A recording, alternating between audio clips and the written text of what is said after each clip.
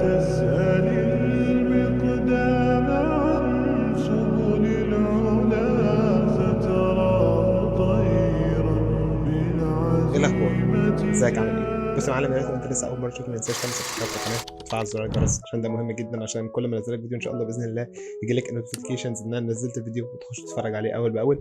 وما تنساش كمان تعمل لايك للفيديو ده عشان ده بيحسن من نسبه ظهوره لاكبر عدد ممكن من الناس. لو انت متابعني من فتره ما اعتقدش انك هتكون مستغرب من النوع ده من المحتوى، لان انت برضو لو متابعني من فتره هتبقى عارف ان ده ثالث فيديو حرفيا نعمله عن الكليه بتاعتي، وهي كليه طب بيطري جامعه القاهره. وعامه هدفي من الفيديوهات دي هو اني فعلا اوعي الناس لواحده من اكتر الشغلانات المظلومه في مصرنا الحبيبه. والكلام ده كله كنا اتكلمنا عليه في الحلقات اللي فاتت من السلسله دي، هتلاقي عامه اللينك بتاع البلاي ليست كلها موجود تحت الفيديو ديسكربشن، تقدر تخش تتفرج على الحلقات اللي فاتتك. ولو حابب تشير البلاي ليست دي مع اي حد في الفيلد او مع اي حد عايز يبقى في الفيلد يبقى كتر خيرك جدا.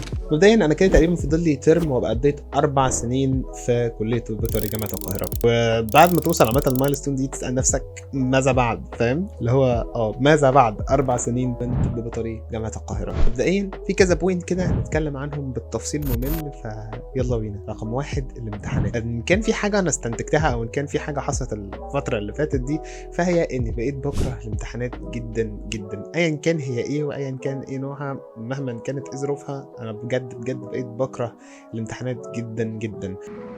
I'm in danger.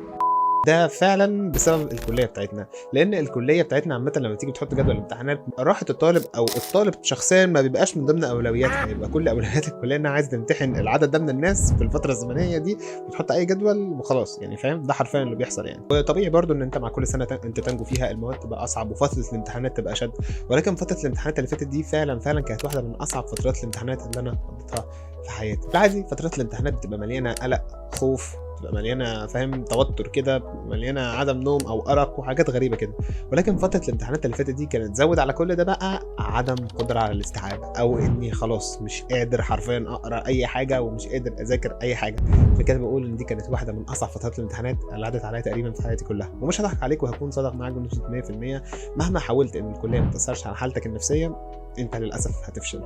لان الكليه شيء وارد جدا انها تجيب لك حاجه زي اكتئاب مثلا، يعني لان حرفيا انت مهما بتحط من انبوت مش بتلاقي الاوتبوت اللي انت عايزه، او على النقيض تمام ممكن تلاقي الاوتبوت اللي انت عايزه والدنيا تمام، ولكن تلاقي ان المواد بقت صعبه قوي قوي، فانت مش هتقدر تكمل او ما بتقدرش تكمل غالبا، وغالبا بيجي لك احباط شديد جدا لدرجه انه بيقفلك حرفيا من الكليه كلها، تبقى كاره كل المجالات وكل حاجه في الكليه. لكن خليني اقول لك ان الضغط بتاع الكليه ده بيبقى سلاح ذو حدين، لانه بيخليك قابل ان انت تشتغل او انتاجيتك وتركيزك ما يقلوش تحت اي كم من الضغط بيتحط عليك. وحرفيا انا جربت الموضوع ده قبل كده، او انا استنتجت الموضوع ده لما نزلت واشتغلت في مكان فعليا بجد بقى، وكنت واحد من الناس القليله جدا جدا اللي في المكان اللي انا كنت فيه ده، تركيزي وانتاجيتي ما كانتش بتتاثر بالضغط او بكم الضغط اللي كان موجود عليا. فالفضل في النقطه دي بصراحه بيرجع للكليه. وفتره الضغط او النقطه بتاعه الضغط دي عامه اكيد نقطه سخيفه ونقطه قذره جدا، وده ما فيش عامه مبرر للكليه انها تبقى بتعمل اللي هي بتعمله ده.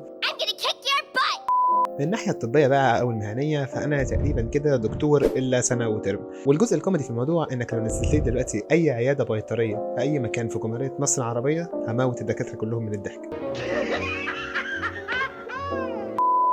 وده على فكره مش عشان انا كمحمد، اي طالب في مكاني مش بيتدرب بره لو نزل برضه اي عياده بيطريه برضه هيموت الدكاتره كلهم من الضحك. وده راجع لمعلومه انا اكتشفتها بصراحه متاخر، اكتشفت انها مهمه سيكا. يعني المعلومات الكليه بتديها لك نمره 1 بتكون مش كامله تماما وبتكون ناقصه بنسبه كبيره جدا جدا، ولازم تضطر ان انت تشتغل في ايدك في مكان بره عشان تقدر تحصل على المعلومات بقى اللي هتفيدك بجد في شغلك. ثانيا انه مع كامل اسفي المعلومات والحاجات اللي انت بتدرسها في الكليه غالبا ما بيبقاش ليها اي علاقه بالفيلد، او بتبقى مختلفه تماما عن الحاجات اللي بتبقى موجوده في الفيلد. من حاجات بقى اكتشفوا انها مغلوطه، من حاجات غلط اساسا، من حاجات قديمه ظهرت حاجات احدث بنسب غلط اقل وبسرعه اكتر، فاهم. وخد من ده كتير بقى، هتلاقي حرفيا في المنهج فيه للاسف حاجات كتيره بنفس الشكل ده. ولكن اعتقد ان دي مش مشكله عندنا احنا بس، اعتقد ان دي مشكله عند 3/4 الكليات اللي موجوده في مصر، ان المنهج فعلا قديم قوي ومش معمول له يعني فاهم مش متحدث بالشكل الكافي اللي يتواكب او اللي يتماشى مع السوق بتاع اليومين دول. فمش عارف بصراحه المشكله دي عندنا احنا بس ولا عند الناس كلها يعني. اعمل يا جدع لايك، اقرا لي، قول لي الله ينور، ما تشتمني.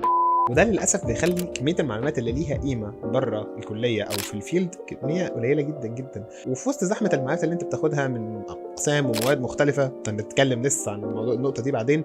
ولكن في وسط الزحمه بتاعت المعلومات دي كلها بيبقى صعب جدا جدا ان انت تحدد بنفسك المعلومات اللي ليها اهميه والمعلومات اللي ملهاش اهميه، وان انت تعمل كده فبيبقى عبء زياده عليك، ومش على طول هتعرف ان انت تعمل الموضوع ده. وده للاسف اللي عمل جزء كبير جدا جدا من صعوبه الكليه، ان انت بتدرس كم كبير جدا جدا من المعلومات، بعد ما بتتخرج بتكتشف ان الكميه اللي انت استخدمتها هي كميه قليله جدا جدا من المعلومات دي.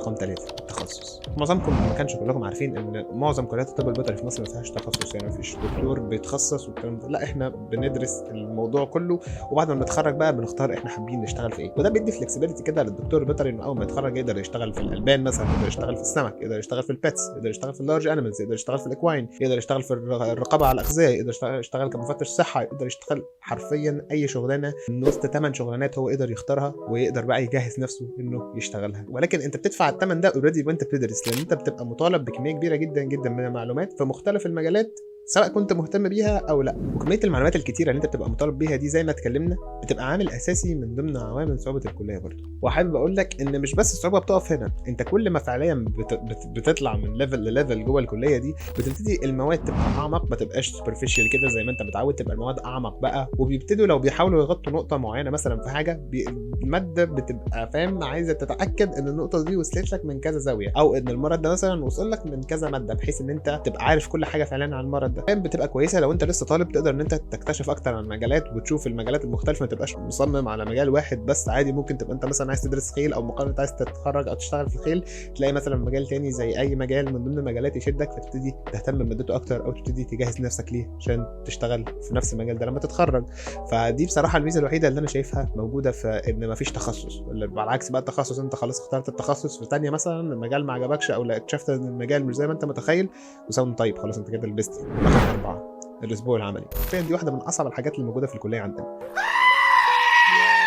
خليني اوضح لك الموضوع عامه بيمشي ازاي. اي ماده علميه طبيه عندنا في الكليه بتبقى من 100 درجه. ال 100 درجه دي بتنقسم لاول حاجه 50 درجه بيبر، او 50 درجه اللي هو الامتحان بتاع اخر السنه او الامتحان بتاع الفاينل، وبعد كده يبقى فيه 10 درجات شفوي بيبقى بعد الامتحان على طول، و10 درجات ميد ترم، و10 درجات اعمال سنه، و20 درجه عملي عشان نجمع في الاخر ال 100 درجه بتاعه الماده. ال 20 درجه العملي دول ممكن يبقى شيت صغيره كده بيبر تبقى ليها علاقه بالمنهج العملي او النظري او الاثنين مع بعض، او ممكن تبقى شيت وتجربه، وممكن تبقى تجربه لوحدها او سامبلز كده بتكتب اسم الحاجات وتكتب استخدامها and so on يعني.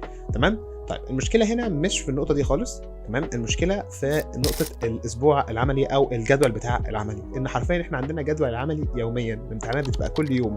انت متخيل كميه الضغط اللي انت بتتحط فيها في خلال اسبوع كامل؟ انت بتمتحن فيه منهج الترم كله، حرفيا المنهج العملي بتاع الترم كله بتمتحنه في خلال اسبوع واحد. انت فاهم؟ صحتك النفسيه بتروح، ما بيبقاش في نفسيه اساسا. ولو انت غلطت في امتحان كتير او عكيت في امتحان في النص، حرفيا نسبه ان انت تعك في الامتحانات اللي بعدها بتبقى اعلى، الا لو انت لحقت نفسك يعني. ولكن بصراحه انا لو في امتحان عكيت فيه، او لو في امتحان ما حلتش فيه كويس واتسحلت في الاسبوع العملي ده، ما بحلش كويس الصراحه. لو في النص كده ما بحلش كويس الصراحه في بقيه الامتحانات يعني. وحرفيا انت بتخلص الاسبوع العملي ده ما عندكش طاقه اصلا انك تتنفس اساسا، لا طايق نفسك ولا طايق الكليه ولا طايق صحابك. الله، وانا مالي يا لمبي. وبعد كده الكليه بتسيبك من اسبوع لغايه 10 ايام، وبتبتدي تنزلك عشان تمتحن الفاينل اللي هو خلاص بقى فاهم الفاينلز، خلاص احنا كده فاهم اسبوع 10 ايام وبعد كده الفاينلز على طول. كده اكون خلصت كل اللي كنت عاوز اقوله. يا ريت لو الفيديو عجبك ما تنساش تعمل لايك للفيديو ده، وتعمل سبسكرايب في القناه، وتفعل زرار الجرس عشان كل ما انزل فيديو ان شاء الله باذن الله يجي لك اشعاره اول باول. وما تنساش لو انت تعرف حد في الفيلد او حد مهتم بالكونتنت ده، ما تنساش تشير معاه لينك الفيديو او تشير معاه لينك البلاي ليست كلها، هتلاقي اللينك بتاعها موجود تحت الفيديو في الديسكربشن. ولو انت حابب تقول لي حاجه او عندك مقترح نقدر نحسن بيه الكونتنت بتاعنا، ما تنساش تكتب لي رايك تحت في الكومنتس، او تبعت لي على السوشيال ميديا، هتلاقي اللينكس بتاعت السوشيال ميديا بتاعتي كلها موجوده تحت الفيديو في الديسكربشن. وشكرا لك جدا، واشوفك الفيديو الجاي ان شاء الله. السلام عليكم.